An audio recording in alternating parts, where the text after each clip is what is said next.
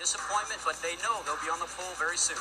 Hornish beats her by 0.03 of a second, and this was the incident with just 2 drivers remaining. Thomas Indy, the number 2 Rockstar car, takes it into the wall. Safer barrier does its job, and Scott, we're now hearing that he already had a broken rib on the right side.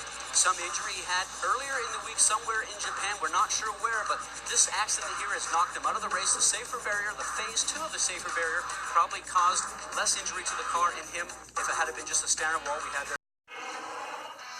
And those are just a few of the things that A.J. Foyt would like to have here in Japan. Something that definitely will give him heartburn, his grandson putting the car into the wall with 10 minutes left in the final practice session. Hitting that outer barrier in turn 4, the same place where Thomas Enge actually hit the wall. You can see that safer barrier there, Todd, brought over just for this particular race. Watch the nose cone now going into the wall. That's about another $30,000, probably $100,000 damage right there in that quick couple of seconds. Now, something they did not need, so A.J. Foyt, the 4th, takes that car back to the garage, and strangely enough, though, they got it fixed, Scotty, and that is amazing, but it wasn't after Grandpa got involved. Well, a mechanic for many, many years, as also a driver, but some frustration there.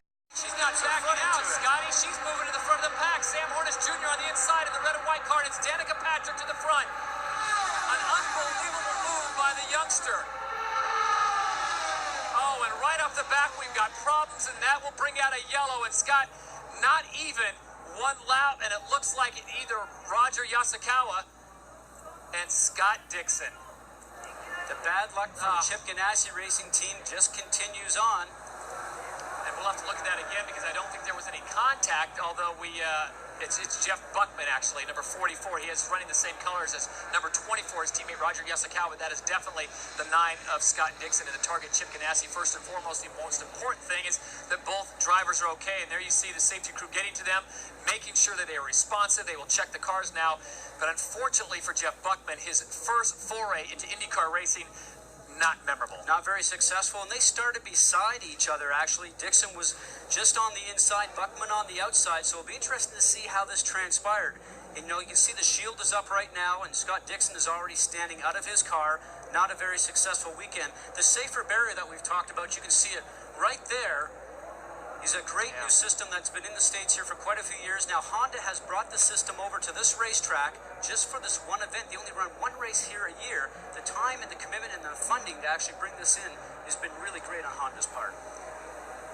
Taking every precaution, and Jeff Buckman, this is not the way you want to start a 6,000-mile trip, 14-hour time zone away, and here's how it happened.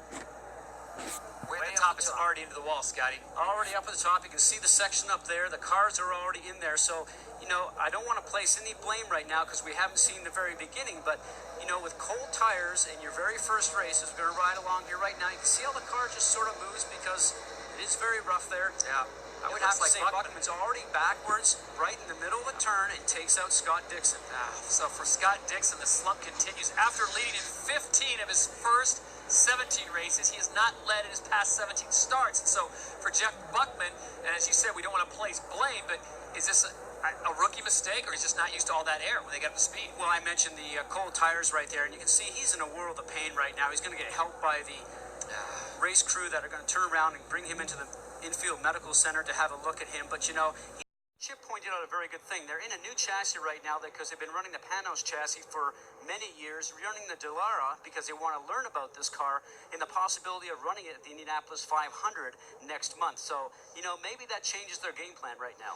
And that's an interesting graphic that just popped up there. This is the first career lead for Danica, obviously, but the last time a female led in the IndyCar series was Sarah Fisher back in 2002 at Kentucky.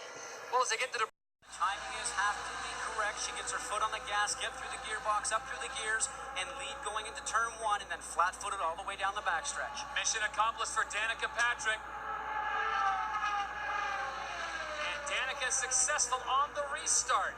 And we've got another yellow on lap 13. It's Alex Barron, and this time, Scotty, once again, it is turn 4 as our first incident took place at 1 and 2. Into the pits and then comes out, and he'll get a stop and go, and here he comes right now. He's got to carry speed in the pit lane. Remember, it's 60 miles an hour along pit lane, and then right now he's going to and this is a bit of good luck for Buddy Rice, let me tell you that, if this track's going to go yellow right 24, now. Roger Yasukawa. We've got something coming out of the back, and you got to be exactly right. I don't think Buddy Rice is Irish, but the luck of the Irish is shown on him right now as he comes in for stop and go. Roger Yasukawa on the right-hand side. Something, oh, wow, it really gave way. Now, Scotty, they're going to have to check the entire track to see if oil didn't get out there. They will do that. And you know something? He knew something was going on with the car. Danny Weldon, 26 years old, the youngest guy out of all three of those drivers right now, goes from third to third. Franchitti up into the turn 4 wall. Just got a bit of dirty air coming off of Danny Weldon. Had to run high to give him a bit of space and just started staying the car directly into the wall. And, you know, moments ago, Dr. Jerry Punch was reporting on the radio that the Andretti Green folks were saying, Dari, you definitely have the strongest of our team cars, the strongest of the 4. And just like that, his fortunes turned terrible. Bit just out of the black, and I would say that, you know, maybe that right side just started to lose a little bit of grip. Remember, we're only a couple of laps in after the green flag, after a long caution period. So there's Danny Weldon, 26, the red and white car on the bottom, and there for sure the right hand wheels are just really on the gray section out of the black. There's no grip there, Todd, and that car just took off like something almost broke, but it's just from a lack of grip. Lap 137 on the restart. Brian Herta looks good and moves to the front of the pack, but then moments later, the 20 car of Ed Carpenter, the Vision car, goes into the wall. That brings out yet another yellow flag. Oh, no. Right there, if you're that far away, down 2 or 3 laps, that's crazy. Dr. Punch. Guys, Thomas Scheckter is out of fuel. They cannot believe it. It is a typical luck as he is slowing down. Tears are in their eyes here. The helmets have come off. They are so frustrated. They're a lap and a half away from a dream come true. Bring Scheckter as the white flag is about to wave here at Motegi, guys.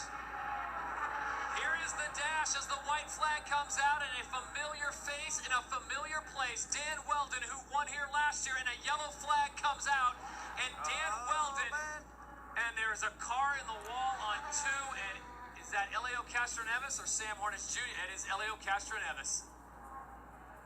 Very rare for him to have a crash. We'll have to find out what's going on, but you know something, this plays into Danny Weldon right now. Race pace is slowed. We saw Vitor Meira going underneath him in turns 1 and 2. Remember, Vitor Meira is way behind because of being inside the pit box for such a long time. Checkered flag. Checkered flag is out. Your winner, Dan Weldon. He picks up the victory once again in Japan.